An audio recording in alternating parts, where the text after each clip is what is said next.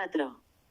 Monumentos y plazas. No hay duda de que existían planos de México en la época precortesiana, pues, como la administración azteca, que empleaba numerosos escribanos para tener constantemente al día los registros de distribución de las tierras y el reparto de los impuestos, iba a descuidar su propia capital. Sabemos, además, que cada calpulec tenía por deber primordial conservar y en caso dado revisar las pinturas que representaban su barrio y la forma en que estaba dividido entre las familias. Por desgracia, ninguno de esos documentos se ha conservado.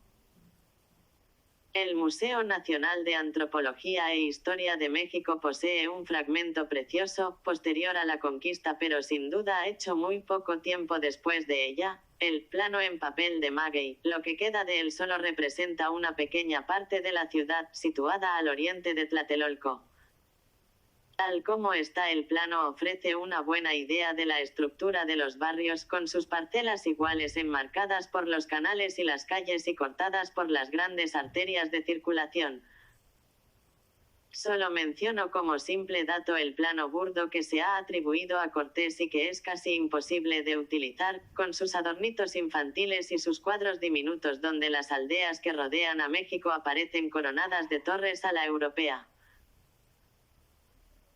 Como, por otra parte, los monumentos de Tenochtitlán han sido víctimas de un vandalismo sistemático, casi único en la historia, durante el asedio e inmediatamente después de la rendición del emperador Cuauhtémoc, es muy difícil situar con exactitud el emplazamiento de los espacios libres y de los grandes monumentos que los rodeaban, así como describir estos últimos.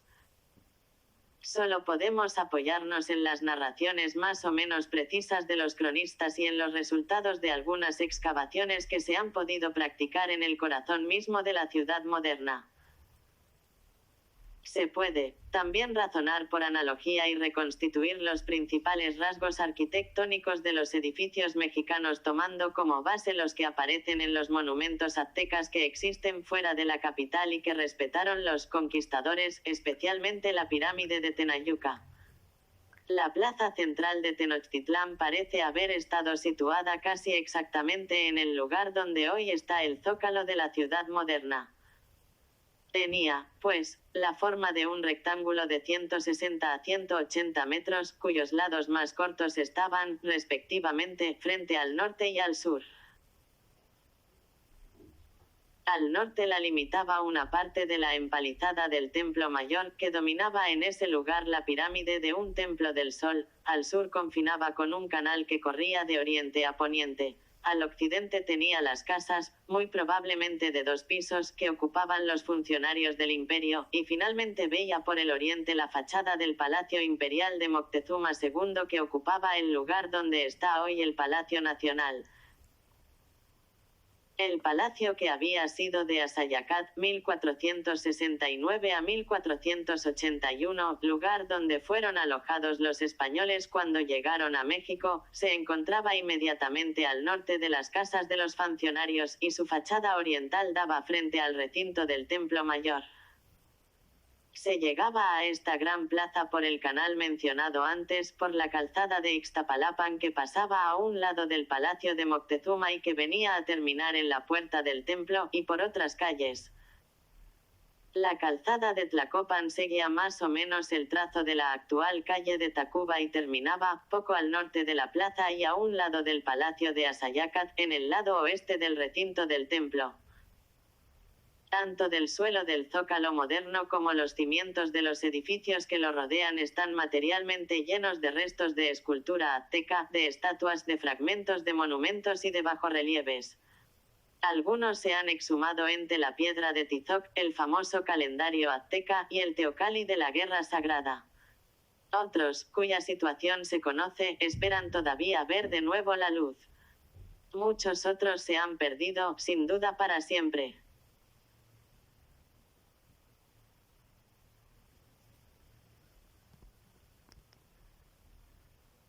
Majestuosa como es hoy, con la catedral y el Palacio Nacional, aunque un tanto desvirtuada en parte por los almacenes y los edificios comerciales, ¿qué impresión debió producir la perspectiva de esta plaza central de Tenochtitlán, bajo el reinado de Moctezuma? En ella todo contribuía a dar la sensación de grandeza del Estado y de la religión que conjugaban en ese lugar sus recursos supremos, las fachadas blancas de los palacios con terrazas coronadas de jardines, la multitud de vestidos tornasolados que entraban y salían incesantemente por las grandes puertas, la muralla almenada del Teocalli y, escalonándose en la distancia como un pueblo de gigantes inmóviles, las torres, las pirámides de los dioses cubiertas de santuarios multicolores de donde se elevaban las nubes de incienso entre los estandartes de plumas preciosas.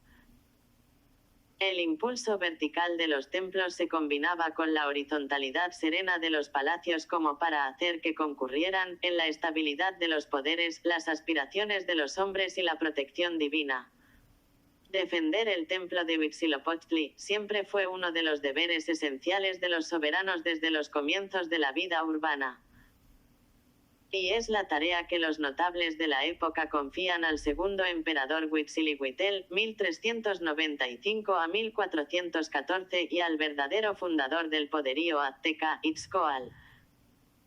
El tercer soberano, Chimalpopoca, parece que quiso agrandar el templo, y tal vez comenzara a realizar su proyecto, en caso de que se lo hubieran permitido la debilidad de su ciudad y sus tribulaciones personales. Pero es bajo el reinado de Moctezuma I Ilhuicamina cuando se realizaron los primeros trabajos importantes que conocemos. Este emperador ideó asociarse a las ciudades vecinas de Colhuacán, Cuitláhuac, Coyoacán, Mizquic y Xochimilco, que se prestaron más o menos voluntariamente a suministrar los materiales necesarios, en particular la piedra y la cal. Los habitantes de Chalco, por el contrario, rehusaron prestar su ayuda, y ello fue una de las causas de la larga guerra que terminó con su derrota.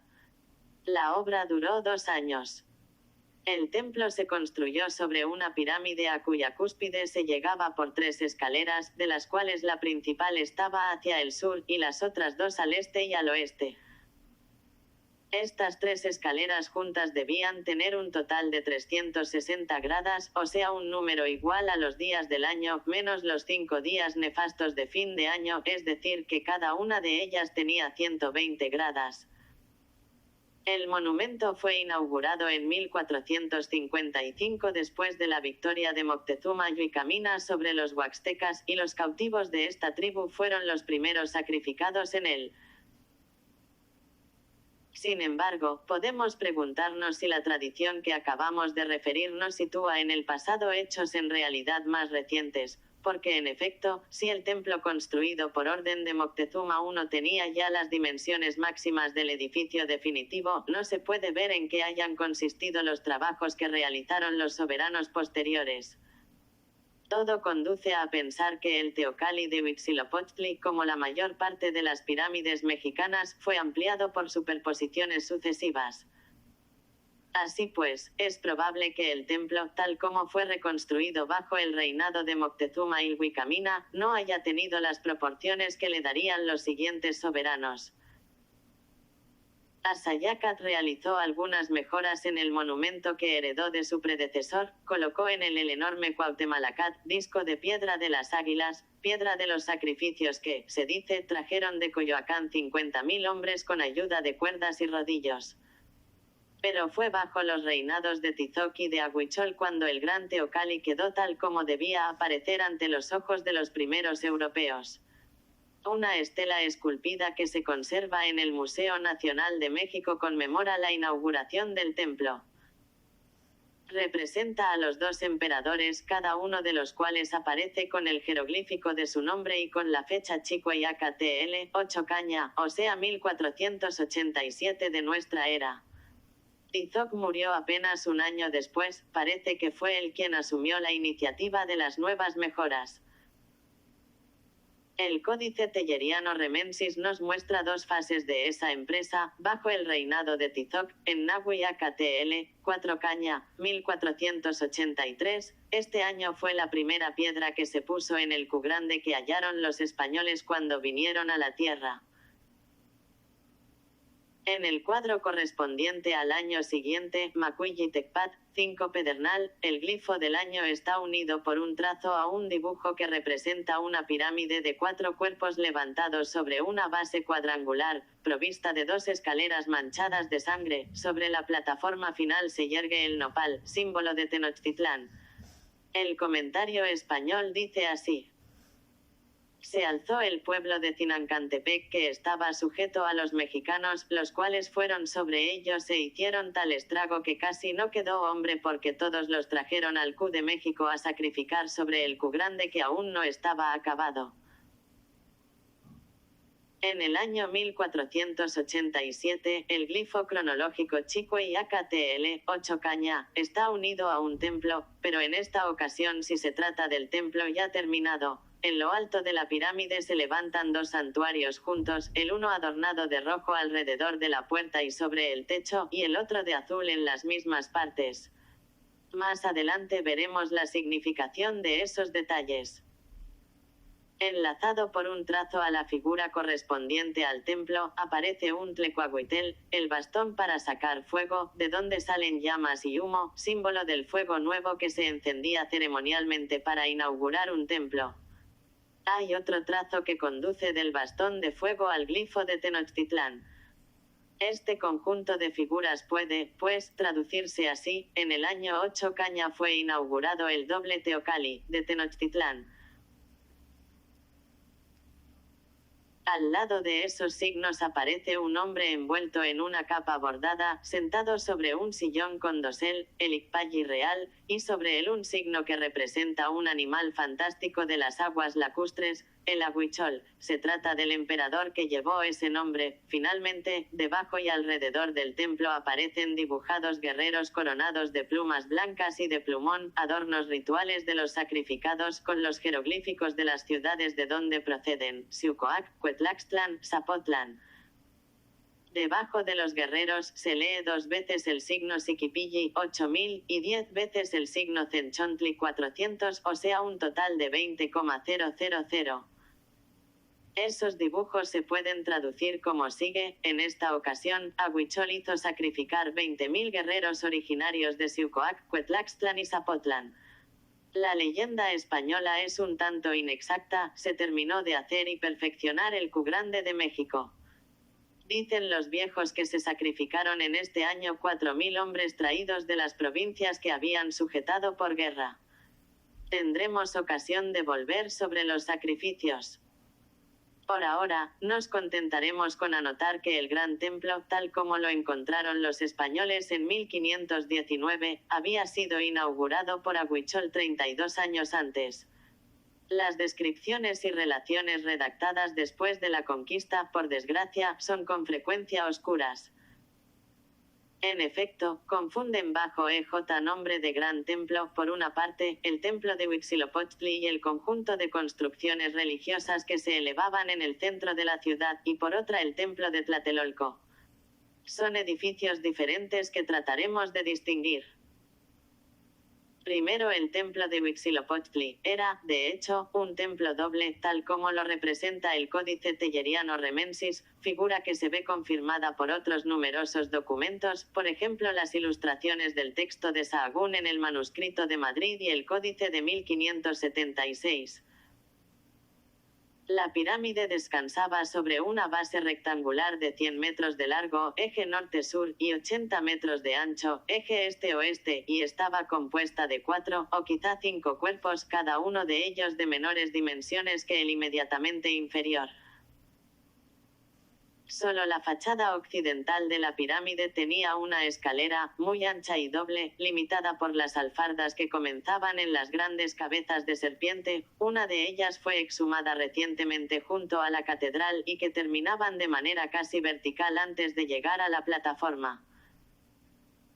Con sus 114 escalones, esta escalera podía contarse entre las más altas de las conocidas en México. El templo de Texcoco tenía una escalinata de 117 gradas y el de Cholula una de 120, según Bernal Díaz. La altura de la pirámide puede calcularse en unos 30 metros. Sobre este enorme basamento se levantaban, uno junto al otro en la plataforma terminal, los dos santuarios, del lado norte, pintado de blanco y azul, el de Tlaloc, el antiguo dios de la lluvia y de la vegetación, del lado sur, el de Huitzilopochtli, adornado con cráneos esculpidos y pintados de blanco sobre un fondo rojo. Cada uno de estos santuarios se abría al oeste por una amplia puerta ante la cual se hallaba la piedra de los sacrificios.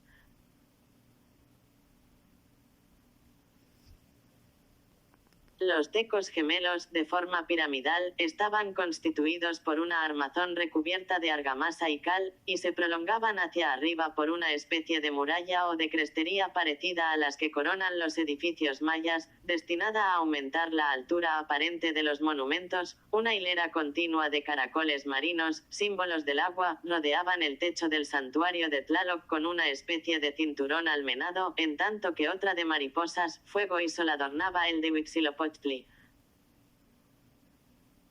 Sobre la plataforma, en el lugar donde terminaban las alfardas, había estatuas representando seres humanos dispuestas de tal manera que en sus manos podían sostener las astas de los estandartes de ricas plumas de pájaros tropicales que se desplegaban cuando se celebraban grandes fiestas. Estos portaestandartes son un rasgo típico de la arquitectura y de la escultura toltecas que los aztecas utilizaron.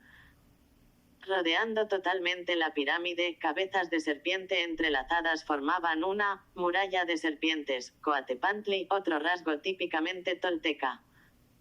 Así, con sus dimensiones a la vez colosales y armoniosas, se levantaba en el centro de la ciudad y del imperio ese monumento aureolado de veneración y de terror.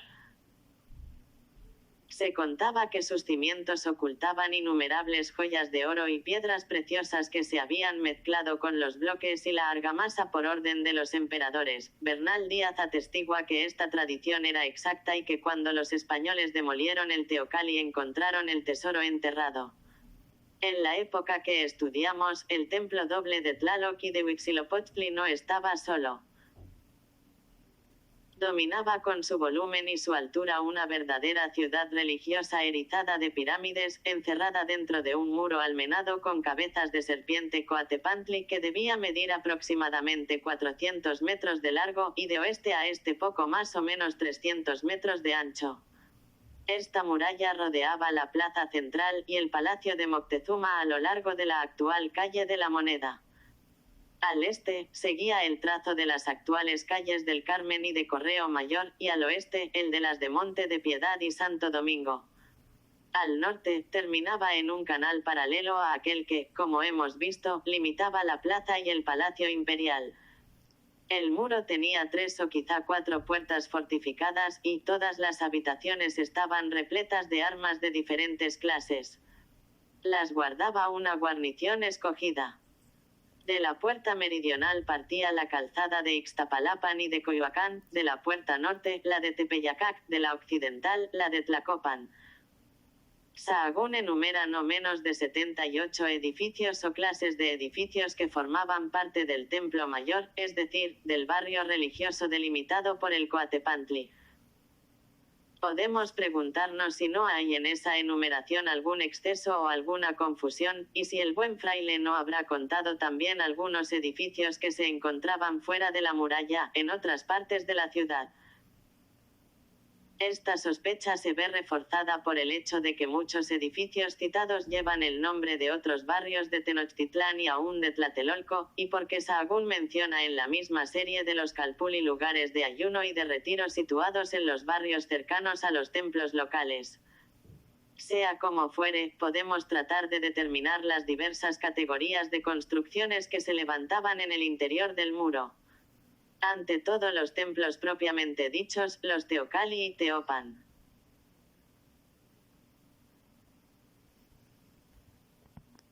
Cerca de Tlaloc y de Huitzilopochtli tenían sus moradas otros grandes dioses, el templo de Tezcatlipoca, el espejo que humea, divinidad muliforme de la noche, de la guerra y de la juventud, el llamado Yooli Ekat, viento nocturno, YAOTL, el guerrero, Huitzilopochtli, el joven, levantaba su pirámide junto al límite sur de la muralla, frente al palacio imperial, el de Quetzalcóatl, la serpiente de plumas preciosas, héroe civilizador y dios del viento, estaba situado en el eje de la escalera principal de la gran pirámide, a cosa de 100 metros al este de ella.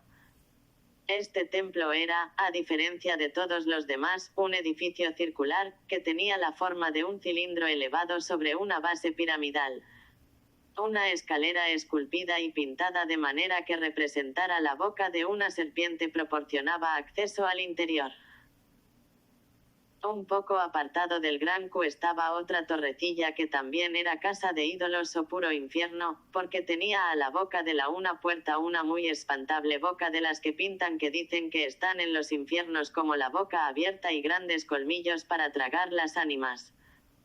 Yo siempre la llamaba a aquella casa el infierno. Podemos imaginarnos con mucha facilidad el aspecto del templo de Quetzalcóatl si acudimos al edificio circular de Calixtlahuaca, en la región de Toluca, construido en ese país Matlalchinca en tiempos de la dominación azteca. Los edificios redondos son raros en México, país de la pirámide y de los ángulos agudos, y la mayor parte de las veces están dedicados al dios del viento, por la creencia de que este dios tenía preferencia por las formas redondas que no estorban el fluir del aire. En cuanto a la entrada como boca de serpiente, se conoce un ejemplo impresionante, el del templo azteca de Malinalco. Podemos localizar todavía el templo de la diosa madre Cihuaucoatl, mujer serpiente, y el Coacalco, casa de la serpiente, llamado también Coateocali, templo de la serpiente, que se elevaban uno junto al otro en la esquina noroeste de la muralla. El Coacalco era un panteón, es allí donde habitaban los dioses de las ciudades al tepeteteo que los mexicanos aprisionaban en todas las ciudades que sometían, los traían consigo, los colocaban en ese templo, y es allí donde se les guardaba, en el Coacalco. El eclecticismo religioso de los aztecas los conducía, en efecto, a reunir junto a su dios nacional el mayor número posible de divinidades originarias de todas las regiones del imperio. Finalmente, sabemos que el Templo del Sol ocupaba el extremo noroeste de la ciudad religiosa, frente al Palacio de Asayacat. Alrededor de los templos propiamente dichos se elevaba una multitud de anexos consagrados al culto, lugares de oración, de penitencia, de sacrificio. En los Cuaujicalco, lugar donde se encuentra el Cuaujicali, recipiente ritual donde se depositaban los corazones de las víctimas sacrificadas, el emperador y los sacerdotes ayunaban y hacían penitencia clavándose espinas de maguey en las piernas para ofrecer su sangre a los dioses. Sobre los zompantli se exponían los cráneos de los sacrificados. Atados por una cuerda floja al temalacat, enorme disco de piedra colocado plano sobre una pirámide baja, los valientes cautivos libraban su último combate contra guerreros aztecas. Los Calmecac eran a la vez monasterios y colegios, allí residían los sacerdotes, hombres austeros, extenuados por las penitencias, de aspecto temible con sus ropas negras y sus cabellos al aire, y también los jóvenes pertenecientes a la clase dirigente que aprendían los ritos, la escritura y la historia de su país. Cada templo tenía su Calmecac, donde vivían en comunidad los sacerdotes y los jóvenes ricos. Muchas fuentes de agua brotaban en el interior de la muralla, además, como señala Bernal Díaz, el acueducto de Chapultepec terminaba allí, por medio de un canal cubierto, y alimentaba una fuente. Los sacerdotes del fuego se bañaban por la noche, en el Tlilapan, agua sombría. Otra fuente, Toxpalat, suministraba agua potable no solamente para los sacerdotes, sino para las gentes del pueblo. El gran sacerdote del Coacalco se bañaba, sin compañía, en un arroyo o fuente llamado Coaapan. Finalmente, esta ciudad de dioses encerraba dentro de sus murallas edificios que tenían un destino más profano. Allí estaba en primer lugar el Tlachtli, juego de pelota que a la vez era representación ritual y fuente de diversión de los dignatarios. Sus largos muros se extendían en dirección este-oeste, al occidente del templo de Quetzalcóatl, entre este y la muralla. En este lugar se ha descubierto una estatua muy bella de Xochipilli, el príncipe de las flores, dios de la juventud, de la música y de los juegos. En todas las ciudades civilizadas del México antiguo los juegos de pelota eran muy celebrados, los aztecas de Tenochtitlán lo aprendieron de sus vecinos del valle, que a su vez lo habían recibido de los toltecas y se entregaron a él con pasión. Muchos edificios llamados Tlacochcoli o Tlacochcalco, Casa de los Dardos, servían de arsenales no solo para defender el templo cuando fuera necesario, sino en general para todas las operaciones militares. Estaban guardados por soldados y su responsabilidad recaía en un alto funcionario del ejército, el Tlacochcalcat. Había 2 edificios que servían como morada provisional para los señores del Anáhuac que venían de lejanas ciudades. Y Moctezuma les hacía muchos honores, les hacía regalos, les daba lujosas mantas, collares preciosos o espléndidos brazaletes. Por último, un edificio especial, el Mecatlán, servía como escuela y sala de ensayos de los tlapizque, músicos que tocaban la flauta u otros instrumentos de viento en las ceremonias. Así se presentaba, en su complejidad viva, este inmenso conjunto de construcciones altas y bajas, de torres, de murallas y azoteas, decoradas con bajorrelieves, esplendentes de blancura y colorido. Allí había nacido la ciudad, alrededor de una choza de carrizos y allí debía perecer entre el estruendo de las bombardas y las llamaradas de los templos incendiados. Pero a medida que habían ido creciendo la ciudad y el Estado, los poderes que los dirigían lo mismo que sus dioses, iban sustituyendo la pobreza por la opulencia y la cabaña por el palacio. Parece que cada emperador sentía orgullo de construir su propia morada. En la época en que los españoles entraron en México, subsistían en la ciudad el Palacio de Aguichol, edificado al norte de la muralla del Gran Teocalli, y el de Asayacat, donde fueron alojados. Este último, como hemos visto, estaba frente al muro de serpientes del lado oeste. Moctezuma II residía en el gran palacio que se llamaba Casas Nuevas, cuyas dimensiones y lujo sumieron a los aventureros en el estupor y el asombro. Este palacio se extendía, al este de la plaza, sobre un espacio cuadrado de aproximadamente 200 metros de lado. También constituía, por su parte, una verdadera ciudad con numerosas puertas por las cuales se entraba por tierra o en canoa. Yo entré más de 4 veces en una casa del señor principal, dice un testigo, sin más fin que el de verla, y siempre andaba yo tanto que me cansaba, de modo que nunca llegué a verla toda. Es necesario imaginarse algo así como una combinación de edificios, algunos de los cuales, si no es que todos, tenían 2 pisos, agrupados alrededor de patios interiores rectangulares o cuadrados que ocupaban los jardines. Las habitaciones del monarca estaban situadas en el piso superior, según el Códice Mendoza, que también nos muestra, en ese segundo piso, los cuartos reservados a los reyes de las ciudades asociadas de Texcoco y de Tlacopan.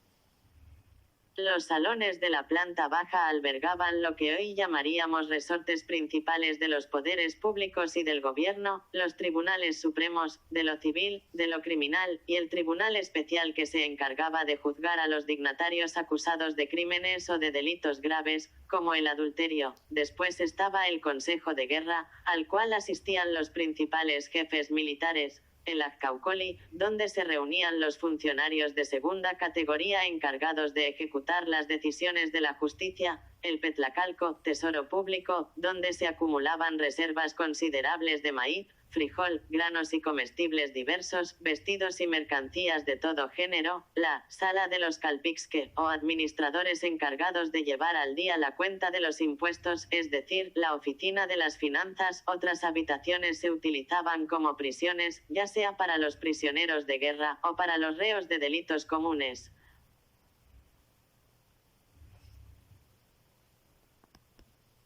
Había también una multitud de salas y patios que correspondían a ese género de vida lujosa y refinada a que habían llegado los monarcas mexicanos y que sin duda los funcionarios más importantes imitaban, en la medida en que se lo permitían sus propios recursos. A ellas venían los jóvenes de las escuelas de los barrios, por la noche, a cantar y bailar, en tanto que en otras había cantantes y músicos experimentados, prontos a atender cualquier deseo que tuviera a bien manifestar el soberano, y para ello tenían a mano tambores y flautas, sonajas y panderos, máscaras, pelucas y vestidos de diversas provincias. En otras, artesanos de dedos hábiles cincelaban el jade, fundían el oro o ajustaban una por una las plumas que formaban los mosaicos. Más allá en el Totocali, casa de los pájaros, se mezclaban los cantos de todas las joyas aladas del campo tropical. En otra parte los jaguares y los pumas rugían en sus jaulas de madera. En los jardines, donde se habían trasplantado las más raras flores y las plantas medicinales de todo el país, vastos estanques cristalinos acogían a los patos, cisnes y garzas. Moctezuma, escribe Cortés, tenía dentro de la ciudad sus casas de aposentamiento, tales y tan maravillosas que me parecería imposible poder decir la bondad y grandeza de ellas. Y por tanto no me pondré en expresar cosa de ellas, más de que en España no hay su semejante. Son expresiones muy fuertes para ser escritas por un hidalgo español que se dirigía a Carlos V. Pero las descripciones de Bernal Díaz, con su naturalidad, que es garantía de exactitud, no son menos entusiastas. Tendremos ocasión de volver a los detalles que pueden permitir representarnos el marco en que vivían los dirigentes del Estado mexicano.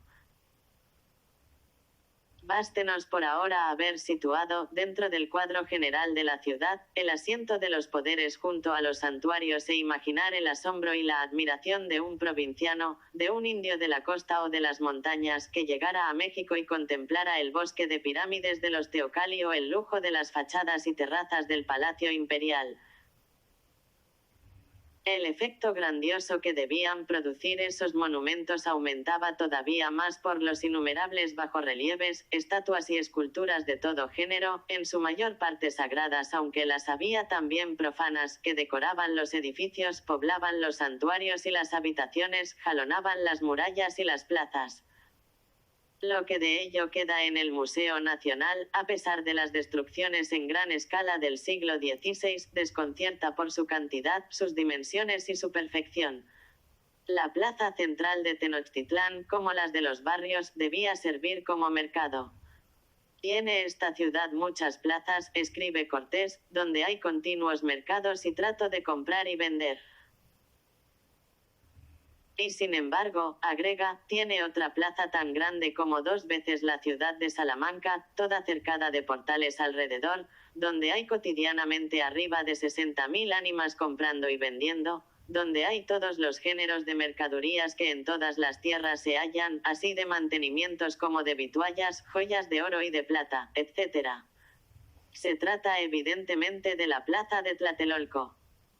Los habitantes de esta ciudad siempre habían sido conocidos como particularmente hábiles para el comercio, y después de su anexión, Tlatelolco se convirtió en el principal barrio comercial de México. Y desde que llegamos a la Gran Plaza, dice Bernal Díaz, que se dice el Tlatelolco, como no habíamos visto tal cosa, quedamos admirados de la multitud de gente y mercaderías que en ella había y del gran concierto y regimiento que en todo tenían. El conquistador anónimo dice con precisión que todos los días se reunían en esta plaza de 20 a 25.000 personas para comerciar, y que cada 5 días se celebraba el día de mercado que atraía a 40 o 50.000 personas. Todos los testigos describen de manera idéntica la extraordinaria variedad de este inmenso mercado, así como su buen orden. Cada mercancía tenía su lugar fijo y delimitado, formando algo así como una calle, de la manera que hay en mi tierra Medina del Campo, dice Bernal Díaz, donde se hacen las ferias.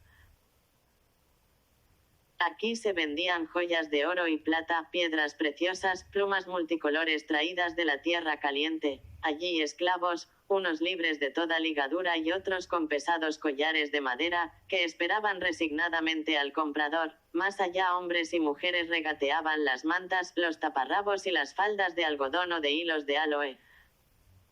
Sandalias, cuerdas, pieles de jaguar, de puma, de zorra y de venado, crudas o curtidas, se amontonaban en los lugares reservados a ese tipo de mercancía, junto con plumas de águila, de gavilán y de halcón.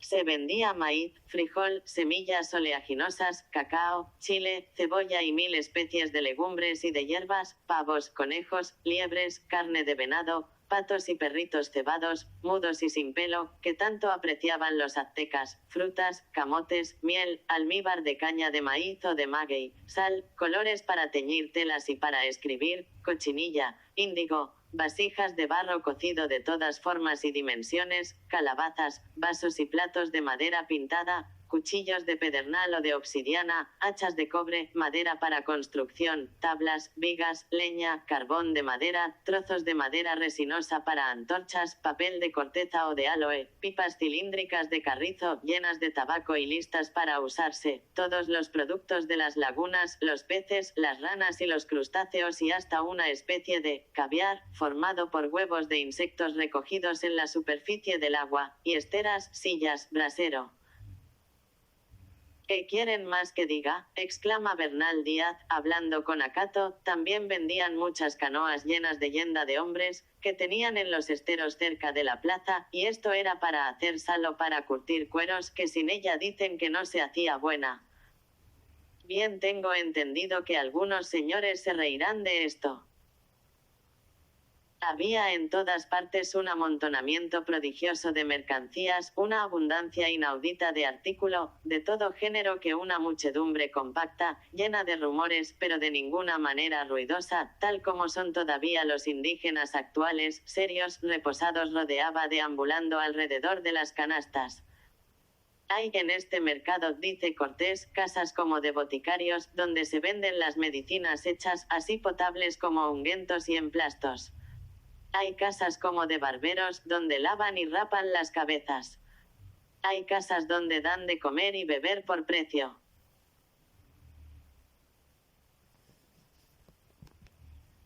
En efecto, las mujeres cocinaban en sus braseros, al aire libre, y ofrecían a los clientes guisos, cocidos de maíz sazonado, o golosinas de miel con tortillas de maíz, tlaxcali, y apetitosos tamales cuya masa de maíz, cocida al vapor, estaba rellena de frijoles, carne y chile, todo el día, y ciertamente ello constituiría un placer. Se podía deambular de un lado a otro en esta fiesta comercial, hacer sus comidas, encontrar parientes o amigos, a lo largo de los pasadizos bordeados de montículos inestables, de frutas y telas multicolores desplegadas, discutir pausadamente con una indígena en cuclillas detrás de sus verduras, divertirse ante la cara asombrada de un otomí que ha venido de las montañas para vender algunas pieles de animales, o contemplar con envidia la prosperidad de un Poctecat, comerciantes recién llegado de las fabulosas regiones del sureste, con sus plumas de guacamayo y sus joyas de jade translúcido.